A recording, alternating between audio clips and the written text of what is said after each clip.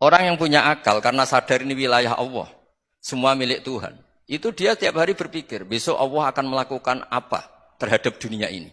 Kalau dalam kitab Hikam itu disebut al-akil mayakul madza yaf'alu wa hubi wal ghafil mayakul madza af'al. Kamu merencanakan sesuatu mau plesir ternyata gempa. Mau wisata ke Rusia ternyata perang. Kamu tidak pernah tahu apa yang akan terjadi besok. Wa ma tadri nafsum madza taksibu ghada. Tapi anda semua kita ini sering punya jadwal permanen. Makanya saya kalau diundang siapa saja, sana takdir. Yang jelas Gus ini acara penting.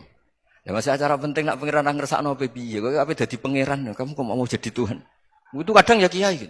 Penting Gus acara ini jenengan harus memastikan bisa. Loh kamu itu yang ngajarin tauhid, sesuatu itu biadillah kok bilang-bilang apa pasti. Kalau maksa terus tak tobatkan loh kamu kata saya itu. Ya kalau gitu Gus bilang insya Allah. Wah itu hati saya, fisik saya, roh saya sudah bilang insya Allah.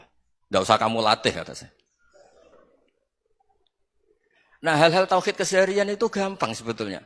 Wal ghafil yaqulu madza af'al. Tapi orang yang lupa Allah dia setiap hari bilang besok apa? Kita bisa melakukan apa? Seakan-akan dia itu aktor, dia penting, dia subjek permanen, dia. Padahal kita ini hanya objek kehendak Allah Subhanahu wa taala. Karena kita yakin sesuatu yang terjadi di alam raya ini kita tidak bisa apa-apa. Makanya saya sering ngaji, sering bilang saya. Ketika Anda mensifati Allah, dia yang menghidupkan. Sudah itu tanamkan, sehingga ketika kita mati, santai saja. Kenapa santai? Allah punya cara menghidupkan kita. Zaman kita hidup juga gak tahu caranya ngelola jantung, ngelola paru-paru. Kamu juga gak tahu ngelola oksigen yang tidak beracun, tidak ngandung polusi. Tahu-tahu hidup. Gak ingin tua ya tahu-tahu tua. Gak ingin mati tahu-tahu mati. Selama ini kita hidup juga gak tahu apa sebetulnya. Hanya gaya tok, punya jadwal, punya planning. Kalau kamu bisa menentukan pilihan Anda, pasti Anda istrinya cantik, 4 neriman semua, kona'ah semua. Nyatanya enggak kan? Ada 1 jelek, cerewet. Wah itu kan, nyatanya enggak bisa apa-apa Anda kan? Dan kamu bawa mati lagi. Nah, itu kan, istri Anda juga gitu, punya keinginan, punya suami yang ganteng, yang jabat, yang neriman, yang enggak poligami. Ya enggak kesampaian juga. Kalau kita ngitung tingkat kegagalan kita itu gagal terus. Ya kan? Nah, terus ingat Allah. Madza yaf'alu wa hubi. Orang yang punya akal selalu berpikir Allah itu menghendaki apa terhadap saya. Lalu sama-sama orang gitu.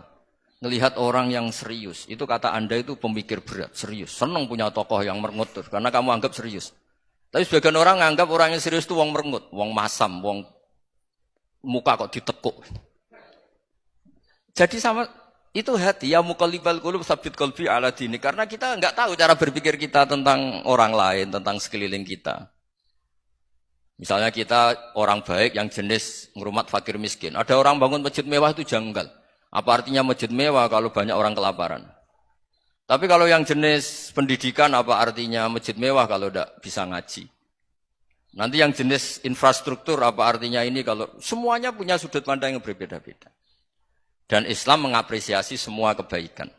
Tapi katakan semua kebaikan itu adalah kehendak Allah Subhanahu wa taala. Karena apapun baik Anda itu pakai fasilitas yang diberikan oleh Allah Subhanahu wa taala. Sehingga ini yang disebut qulillah tsumma darhum fi khawdihim yal'abun.